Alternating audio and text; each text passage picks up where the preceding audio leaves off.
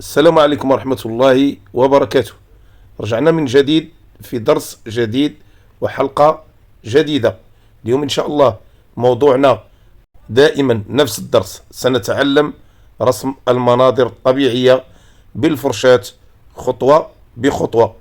كيف ما كتشوفوا تخطيط ديال منظر الجبال هنا في هذا المنظر غتاخد واحد الجزء كبير من اللوحة، لذلك غنديرها في وسط المنظر. ولاحظوا التداخل ديال الجبال والعمق والطول ديال الجبال في هذا المنظر. التحت غيكون عبارة عن تلال وبيت وصخور وطريق، المهم منظر متكامل. شوفوا طريقة التخطيط كما أقول دائما، ولنا إن شاء الله أعيدكم باش نديروا حلقة خاصة بالتخطيط والأبعاد في المنظر الطبيعي، وتقريبا راه نفس الأجزاء اللي كتكون في المنظر الطبيعي تقريبا، رغم أنها كتختلف. هناك بحار، هناك جبال، هناك وديان، غابات، ولكن تقريبا راه نفس العناصر اللي كاينه في المناظر الطبيعية، والوضعية ديالها في الأبعاد ديال المناظر الطبيعية تقريبا عندها نفس القاعدة، ولكن هذا التفصيل خاصو حلقة بوحدو. لذلك غنعرجوا على هذا المنظر وهاد العناصر ديال المنظر بعجالة. شفتوا السلسلة ديال الجبال في المقدمة ديال الصورة، مباشرة على ظهرها كندير البيت في الوضعية اللي كتشوفوا وسط اللوحة، انطلاقا من خطوط الطول والعرض كندير السقف ديال البيت، وكنجيب خطوط الطول لتحت كجدار. كتبقى المساحة لتحت كنديرها صخور وطريق برتوشات خفيفة كيف ما كتشوف. ومن بعد نبدا في التلوين. شوفوا هذا اللون اللي خليط من البنفسجي والازرق والابيض والاسود. البنفسجي والازرق والابيض والاسود عطى هذه الدرجه. كتشوفوا درجه اللون ممكن نلعب بها في الزياده والنقصان ديال كل لون. الا زدت الاسود او زدت الابيض كيتغير اللون. والسر في تغيير الطبقه دائما كيرجع يعني كميه اللون اللي غنلعب بها. لعبت بالاسود او لعبت بالازرق او لعبت بهاد البنفسجي او الابيض، راه كنغير الطبقه ديال اللون. وهاد المساله حاولوا ما امكن تنتبهوا لها. شوفوا الاختلاف ما بين الجهه ديال اليسار والجهه ديال اليمين. كاين الازرق على اليمين بنفس التركيبه، ضفت غير الازرق عطاها الدرجه بنفس التركيبه، يعني 4 الالوان. حاولوا تفهموا معايا هاد الخصيصه. المهم الان نبدا في رسم السحاب. درت لون خفيف ابيض، ثم تبعته لون قوي الابيض الفوق، خليت واحد الدرجه خفيفه لتحت باش ندير تدرج ويبانوا السحب على مستوى السماء، فيها شيء من التدرج. ثم نفس التركيبه اللي درت في لون السماء غنديرها في الجبال، ولكن بعمق في اللون. غنحاول نقوي الالوان، غنضيف الالوان اللي قويه بحال الاسود بحال الازرق والبنفسجي. ما غاديش نخففهم بالابيض بقوه الا في بعض الاستثناءات، بحال هنا الجبال كنضيف لها البنفسجي والابيض كنخففها لانها في الخلفيه. وحنا اتفقنا بان دائما العناصر اللي كتكون بعيده في المنظر راه كتبان خفيفه في اللون، بحكم ان الانعكاس الضوئي كيضرب عليها اكثر. هنا هذه القاعده طبقناها في هذا المنظر. وشوفوا الجبال اللي قريبه كيفاش كتبان. كنحاول ما امكن نقوي فيها اللون. ضفت هنا دائما اللون الازرق والبنفسجي والاسود، والابيض بقى خفيف في هذه التركيبه. لذلك كتشوفوا الوان قويه والوان خفيفه. بهذه القاعده فقط كنحاول دائما نطبق هذه القاعده. نضيف الالوان اللي قويه مني نبغي نقوي اللون، ونضيف الالوان الخفيفه مني نبغي نخفف اللون بنفس التركيبه. اعيد بنفس التركيبه.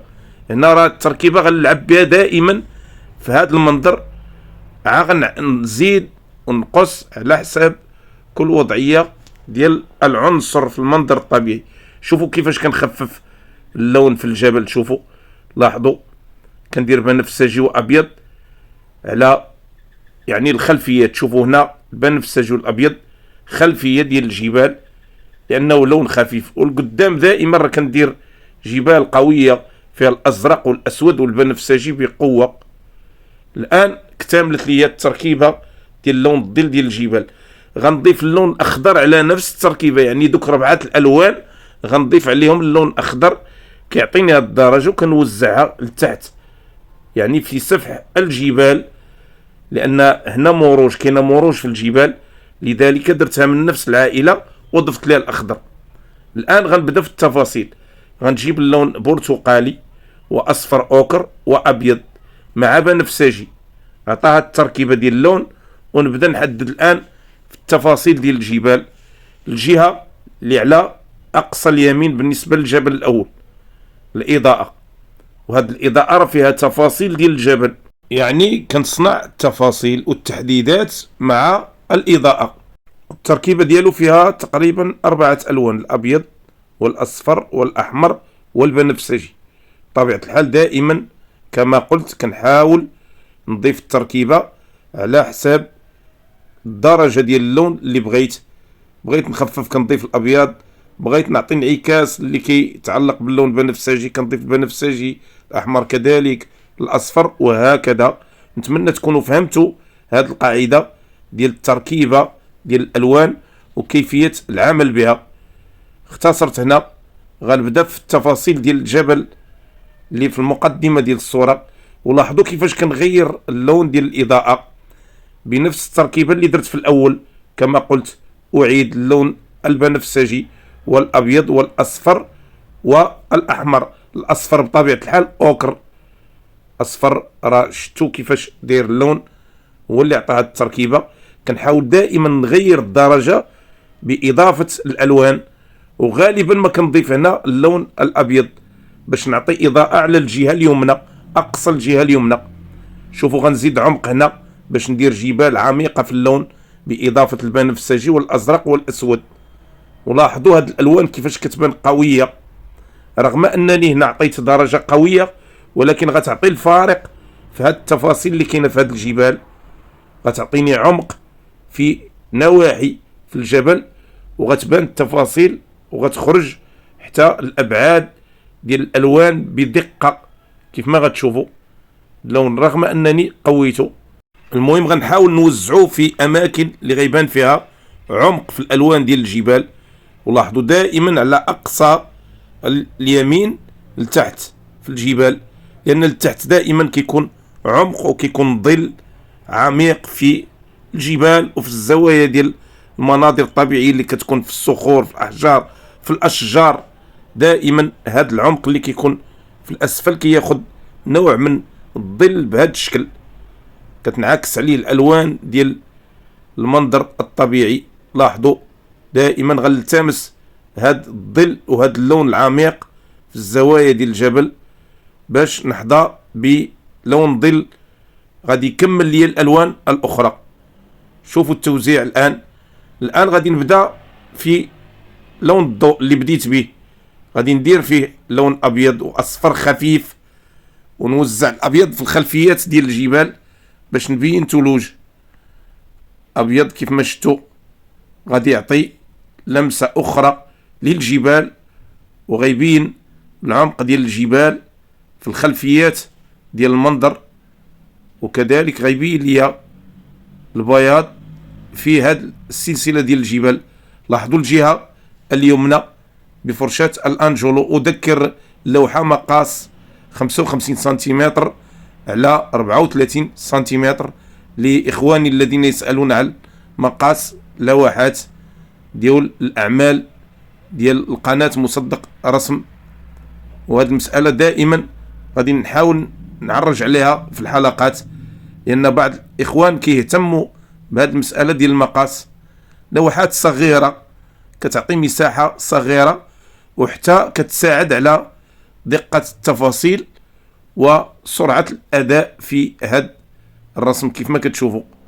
لاحظوا اللون الابيض وتوزيعه بفرشاه الانجولو الدقيقه. لاحظوا كيفاش كنمسك الفرشاه وكيفاش كنحاول ندير لسعات بالفرشاه، ونحاول نمشي بسلاسه، نجر الفرشاه بسلاسه باش تعطيني الموتيف دون ما نضغط على تفاصيل ديال الصباغه. كيف ما كتشوفوا بجرات خفيفه، بطبيعه الحال نملا الفرشاه بالصباغه باش تعطيني هذا الموتيف، والجرات يكونوا سلسين وليونه في جر الفرشاة، طرف دائما كنحاول نجر بطرف الفرشاة، كنديرها مسطحة واحيانا بالرأس ديال الفرشاة باش نحاول نغير حتى الضربات والموتيف. لاحظوا نحاول الرابط ما بين هاد الخطوط ديال التفاصيل باش تبان الجهة اليمنى كلها تفاصيل ديال الجبال.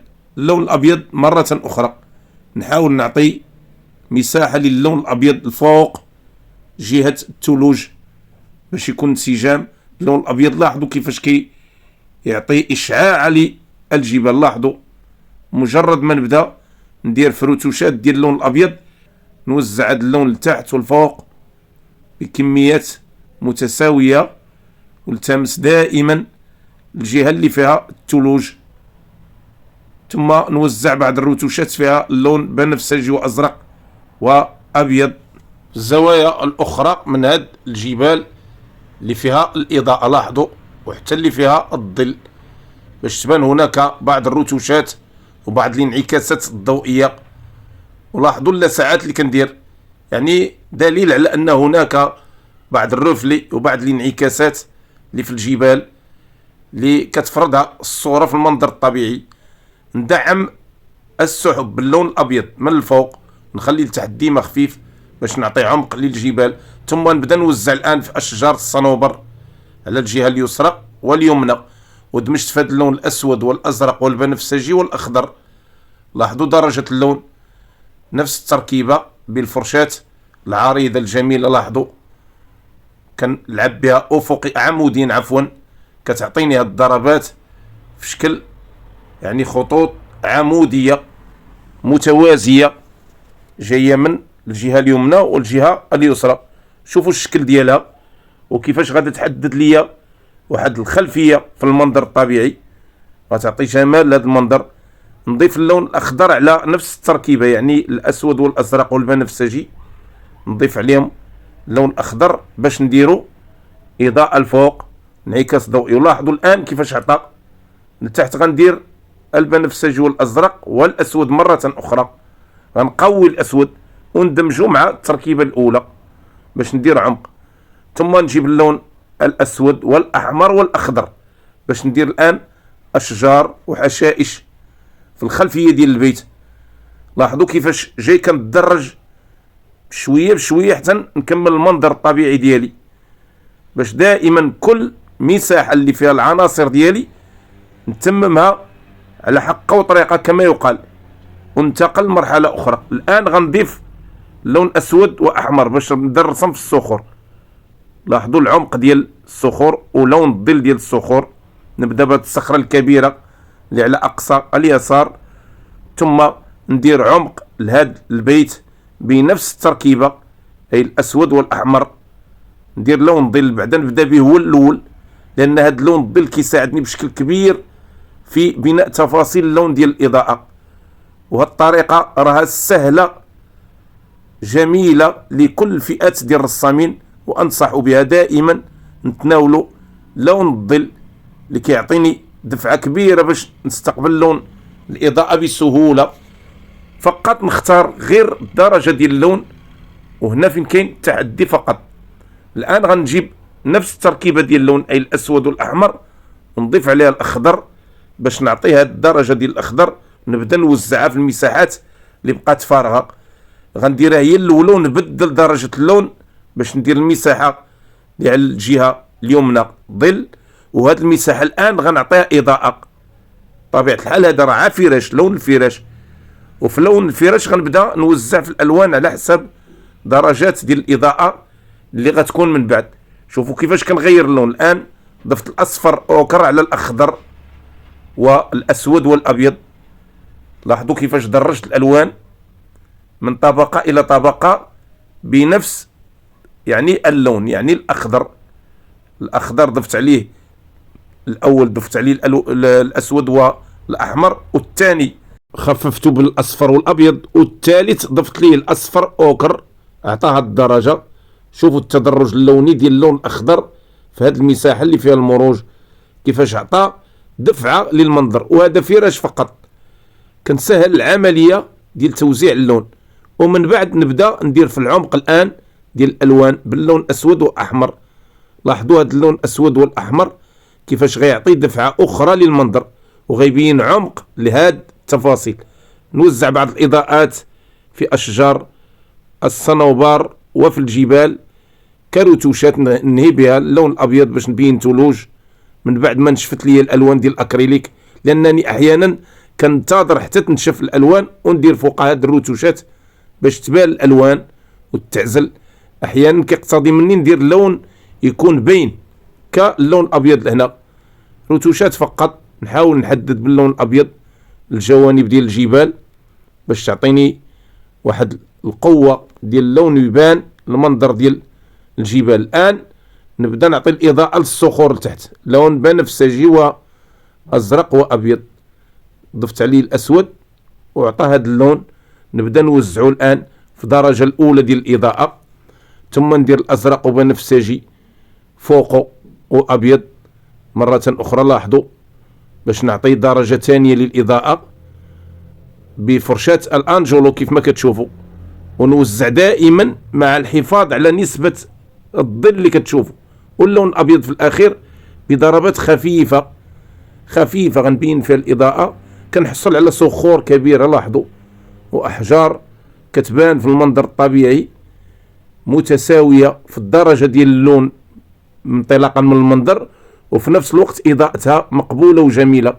كذلك هذه السلسله ديال الصخور اللي غتكون على اقصى اليمين تحت حتى هي غندير لها نفس الدرجات ديال الالوان ديال الاضاءه. ولاحظوا اللون الاخضر كيفاش مني وزعته في المنظر، شوفوا الدرجه اللي عطى، وهذا على لون عمق كما قلت وبان جميل في المنظر. لذلك دائما راه السر هو توزيع الوان الظل باش نحددوا الشكل اللي غياخذ اللون في المنظر الطبيعي. نفس العمليه غندير هنا في الاحجار والصخور الاتربه اللي كاينه هنا، غندير لون بنفسجي وازرق خفيف وابيض واسود.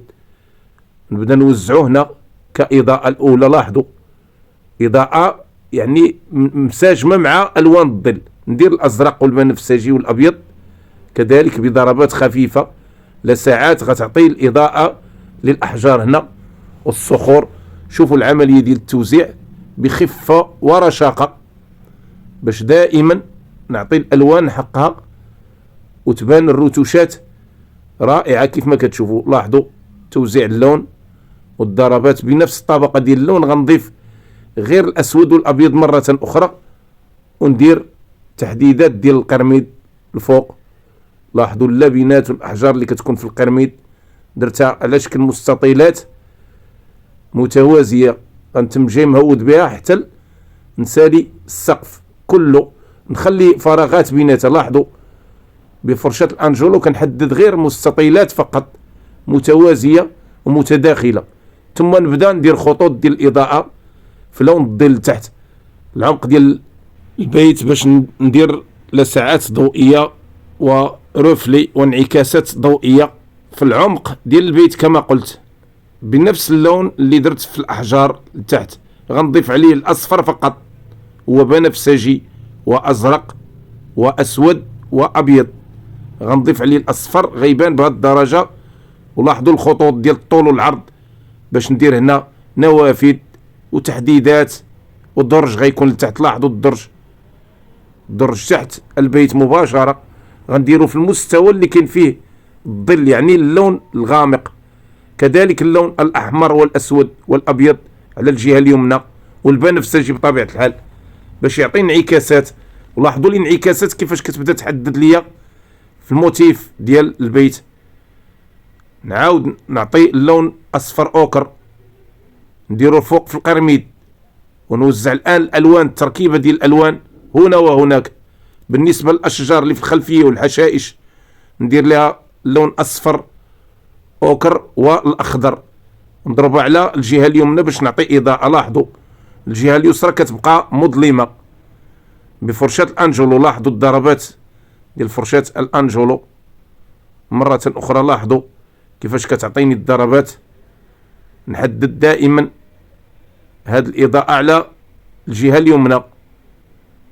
الان بدلت الفرشاه، حاولت ندير لون اصفر وابيض باش نعطي اضاءة كاملة. ندير بعض الجذوع بالفرشاة الرقيقة. لاحظوا كيفاش كيبانوا الجذوع ديال الاشجار رقيقة، وشوفوا الاشجار الان كيفاش بانت في المنظر، كيفاش عطات دفعة اخرى. بفرشاة المروحة ندير تحديدات ديال اشجار الصنوبر، الخطوط الافقية والتحديدات الافقية.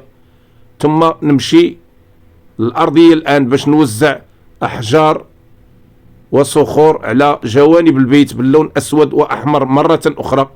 وبفرشاة الانجولو غنحاول نزيد في العمق ديال هذا المنظر بتوزيع الوان غامقة، لون اسود واحمر.